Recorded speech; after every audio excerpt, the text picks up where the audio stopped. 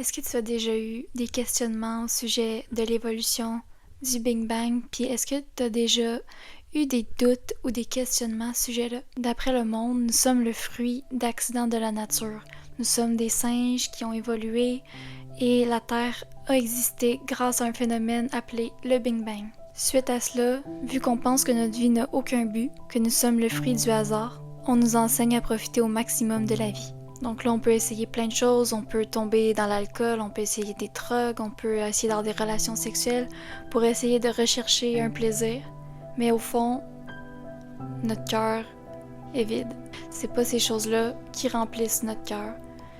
Et on trouve pas de satisfaction à long terme avec ces plaisirs-là qui durent juste un moment. Je vais vous lire un passage dans Ecclésiaste qui a été écrit par Salomon il y a environ 3000 ans. Comble de l'insistance, dit l'Ecclésiaste. Comble de l'inconsistance, tout n'est que fumée. Quel avantage l'homme retire-t-il de toute la peine qu'il se donne sous le soleil?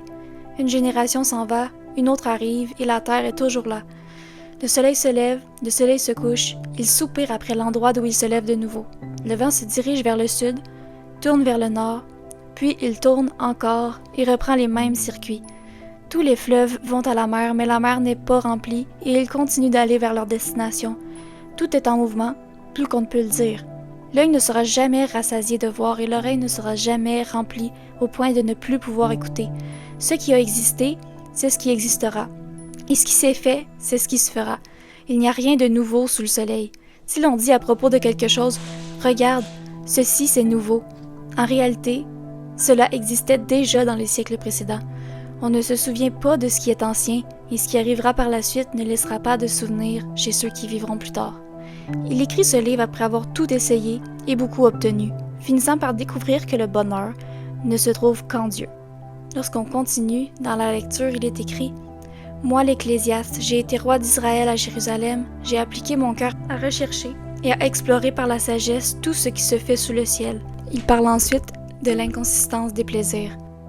Au chapitre 2, il dit « Je me suis dit dans mon cœur, allons, essaie la joie et tu goûteras au bonheur. J'ai constaté que cela aussi c'était de la fumée. J'ai traité le rire de folie et j'ai dit à propos de la joie, à quoi sert-elle? J'ai imaginé dans mon cœur de livrer mon corps au vin et tout en me conduisant avec sagesse et de m'attacher à la folie, jusqu'à ce que je vois ce qui est bon pour les êtres humains de faire sous le ciel tout au long de leur vie. Je me suis lancé dans des grandes entreprises, je me suis construit des maisons, je me suis planté des vignes, je me suis fait des jardins et des vergers. J'y ai planté toutes sortes d'arbres fruitiers. Je me suis fait des réservoirs pour arroser des pépinières, j'ai acheté des serviteurs et des servantes. J'ai aussi possédé des troupeaux de bœufs et de brebis, plus que n'importe qui avant moi à Jérusalem. J'ai même amassé de l'argent et de l'or, les richesses des rois et des provinces. Je me suis procuré des chanteurs, chanteuses, et ce qui fait le plaisir des hommes, des concubines en quantité. Je suis devenu grand, plus grand que n'importe qui avant moi à Jérusalem, sans rien perdre de ma sagesse. Je n'ai rien refusé à mes yeux de tout ce qu'ils réclamaient. Je n'ai privé mon cœur d'aucune joie. En effet, mon cœur était réjoui par tout mon travail, et c'est toute la part que j'en ai retirée. Puis j'ai réfléchi à tout ce que mes mains avaient entrepris, à la peine que j'avais eue pour le faire. J'ai constaté que tout n'est que fumée et revient à poursuivre le vent. Il n'y a aucun avantage à retirer de ce qu'on fait sous le soleil. Donc on peut voir que même il y a 3000 ans, il y avait une pensée très similaire à la nôtre, essayer de chercher le bonheur dans les petits plaisirs de la vie. Et on essaye de combler notre cœur avec des choses qui sont au final illusoires. Après les avoir faites, on a le petit sentiment de plaisir sur le moment. On peut accomplir tout ce qu'on veut, on peut se dire « je vais avoir cette maison-là, je vais être heureux, je vais avoir ce gars-là dans ma vie, je vais être heureux, je vais avoir tant d'argent, puis c'est là que je vais être heureux. » Puis on obtient toutes ces choses-là, puis après on réalise que on n'est pas plus comblé qu'avant. Oui, on reçoit un sentiment de fierté sur le moment, d'accomplissement, mais ce sentiment-là, il s'en va très rapidement. On essaye tous d'imaginer un beau tableau de vision avec la belle maison qu'on veut, le chien qu'on veut, le mari qu'on veut, la famille qu'on veut, puis on essaye de manifester pour obtenir ces choses-là, mais on vit dans l'illusion. C'est pour ça que tout le monde se sent déprimé, tout le monde se réveille, font leur journée, revient déprimé. On vit notre vie mais sans être vraiment en vie. C'est ça que le monde est devenu aujourd'hui. On a été créé pour ne désirer rien d'autre que Christ. Et je dis cela pour vous parce que je l'ai vécu. J'ai couru après des choses pour essayer de combler mon bonheur, pour essayer d'avoir la paix. On pense que quand on atteint ces buts-là, que c'est là qu'on va être épanoui.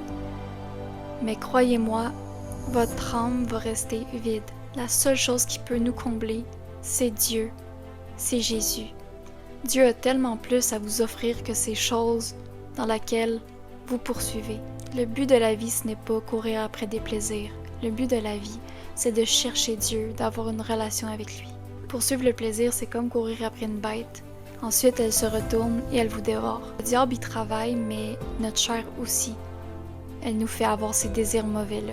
C'est pourquoi la marche chrétienne, elle est centrée sur la crucifixion de la chair.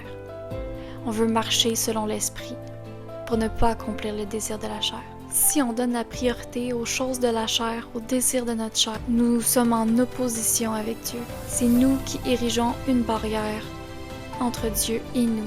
On ne peut pas avoir une relation avec Dieu si Jésus n'a pas notre cœur. Dieu ne partagera pas sa gloire avec des idoles, que ce soit l'argent, de l'entrée les relations, des objets, des personnes. Dieu ne partage pas. Il est notre Créateur et il nous aime profondément. Et c'est lui qui est venu nous chercher, c'est lui qui est descendu, qui a vécu une vie humaine sans péché. Et il s'est sacrifié à la croix pour nous, pour payer notre dette, parce que le salaire du péché, c'est la mort. C'est à la suite de toutes ces erreurs-là que j'ai pu commettre que je me suis tournée vers la Bible. Et la Bible nous transmet un tout autre message. La Bible nous transmet qu'on n'est pas le fruit du hasard. On a été créé par un Dieu aimant qui nous connaissait même avant notre naissance. La Bible nous montre que notre vie sur Terre a un sens et qu'on peut trouver l'épanouissement en développant une relation avec Dieu qui est notre Créateur. La vérité, c'est Jésus. C'est Jésus qui est le chemin, la vérité et la vie. Et tu n'es pas ici sur cette terre pour rien. Et je crois que si tu vois ce vidéo, c'est parce que Dieu essaye de se révéler à toi à travers ça. Dieu veut avoir une relation personnelle avec toi. Il veut que tu lui ouvres ton cœur, que tu lui donnes ta vie pour qu'il puisse te transformer, agir en toi et donner un sens à ta vie, te donner la vie qu'il a prévue pour toi. Cette relation-là que Dieu veut avec toi, elle est malheureusement séparée à cause du péché. Le péché est entré dans le monde à travers un seul homme. Mais heureusement, Dieu a pourvu une solution. Imagine-toi dans une salle de tribunal. D'un côté, il y a un juge, juste et incorruptible, qui représente Dieu. Et de l'autre côté, à la table de l'accusateur, il y a Satan. Dans Romains chapitre 3, verset 23, il est écrit « Tous ont péché et sont privés de la gloire de Dieu ». Devant ce juge parfait-là, il n'y a aucun de nous qui peut prétendre être innocent. L'accusateur, Satan, il amène toutes les preuves contre toi, chaque mensonge, chaque mauvaise pensée, chaque péché, tout est exposé, puis la sentence est claire, c'est la mort, la séparation d'avec Dieu. Mais la bonne nouvelle, c'est que Jésus, c'est notre avocat. Dans 1 Jean chapitre 2, verset 1, il nous dit « Si quelqu'un a péché, nous avons un avocat auprès de Dieu, Jésus-Christ le juste. » Donc au lieu de te laisser condamner, Jésus s'avance puis il dit « Je prends sa place, j'ai déjà payé la peine sur la croix. » Puis là, le juge, Dieu le Père, accepte ce sacrifice-là. Et le verdict va changer. Tu es coupable, mais gracié. Dieu ne ferme pas les yeux sur les péchés que tu as commis, mais il t'offre un moyen de payer ta dette. Il t'offre un moyen de restaurer la relation avec lui, avec laquelle tu étais séparé à cause du péché. Il t'offre un moyen d'être sauvé, c'est Jésus-Christ. Qu'est-ce que tu vas choisir aujourd'hui?